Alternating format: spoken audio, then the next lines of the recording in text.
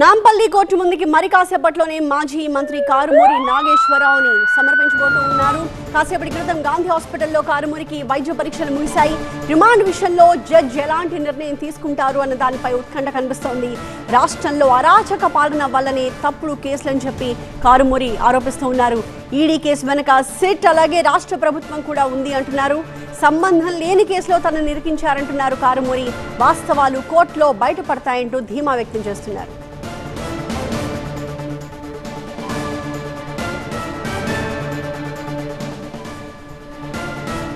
అక్రమ అరెస్ట్ అయింది, అందులో డౌటే ఉంది.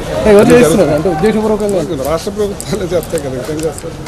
ఇప్పటికే మీ కొడుకుని కూడా ఇందులో అరెస్ట్ చేశారు, నన్ను అరెస్ట్ చేశారు, ఫ్యామిలీని కూడా అరెస్ట్ చేయమన్నారు. నా అకౌంట్లో రూపాయి పడలేదు. ప్రాపర్టీస్ కూడా సీజ్ చేశారు. చేశారు, అన్నీ చేస్తారు కదా. ఏం చెప్పదలుచుకున్నామంటే రాష్ట్రంలో అరాచక పాలన నడుస్తుంది, మీకు అన్ని చూస్తున్నారో తెలుస్తున్నాయి. ఇంతకన్నా నేనేం చెప్పను, మీకే అన్ని తెలుసు. ఈడీ సిట్ నుంచి ఈడీకి వస్తున్నాయి, ఈడీ చేస్తుంది. అన్ని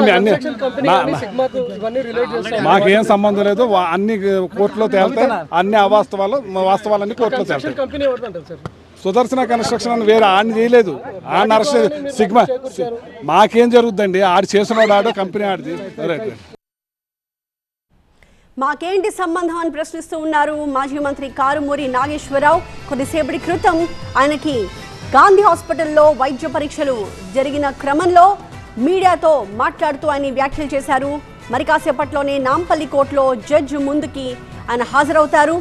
కాసేపటి క్రితం గాంధీ హాస్పిటల్లో కారుమూరికి వైద్య పరీక్షలు పూర్తయిపోయాయి. అయితే రిమాండ్ విషయంలో జడ్జి ఎలాంటి నిర్ణయం తీసుకుంటారు అన్న ఉత్కంఠ అయితే కనిపిస్తోంది.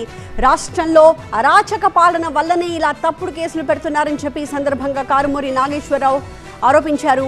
ఈడీ కేసు వెనక సిట్ అలాగే రాష్ట్ర ప్రభుత్వం ఉంది అని చెప్పి అంటూ ఉన్నారు.